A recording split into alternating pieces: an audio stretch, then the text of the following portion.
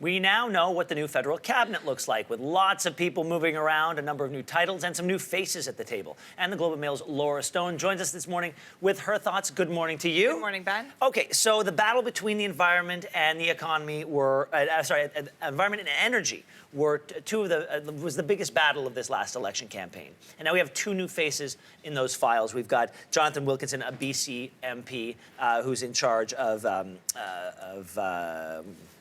Environment, yes. And Seamus is in charge. Seamus O'Regan is in charge of the other one. So, what do you make of those appointments? Look, everything happens for a reason in Prime Minister Justin Trudeau's new cabinet. You look at someone like Jonathan Wilkinson. He has a business background. This is a business-oriented environment minister. He has a background in clean energy. He also grew up in Saskatchewan, and he is a minister from BC. So there's a nod there to maybe some of the Western grievances that we've been hearing about over the past few months. Seamus O'Regan is from Newfoundland, which also has its own offshore oil industry.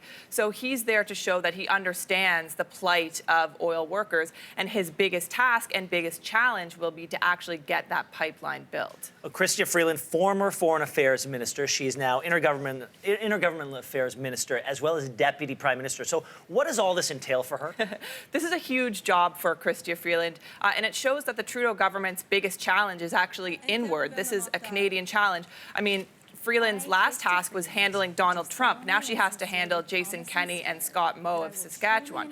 So she'll be kind of the Minister of National Unity, if she will. I think she'll be traveling quite a bit throughout the country and trying to tamp down some of those criticisms that we've been hearing a lot from those Western premiers. She will also, though, still be handling the Canada-U.S. file. So she will have to get on top of everything else. So she's kind of, she's the second in command now. She's Trudeau's deputy, and this is a big job. Okay.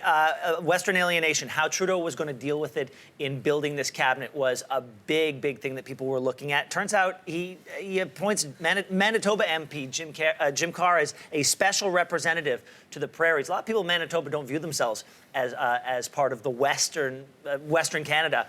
So what do you make of that? He had some levers he could have pulled, and he didn't. He didn't. He could have put in a senator, for instance, from Alberta or Saskatchewan. This was a lot more subtle, I think, on Trudeau's part. But Jim Carr is very well respected, and he's going through some health challenges right now. So that could be why he didn't take on a more dominant role in the cabinet. But I think what we've seen is a lot more of those subtleties in this new cabinet. As I mentioned, Wilkinson, he grew up in Saskatchewan.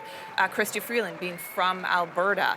These are more of those nods that Trudeau gave, but he didn't go full on, as you say. He is meeting, however, with Nenshi, the Calgary mayor today, as well as the mayor of Burnaby, BC. So I think he'll be maybe putting together some sort of advisory committee. Stay tuned. Lastly, in one sentence or less, can you answer what is a minister of middle-class prosperity?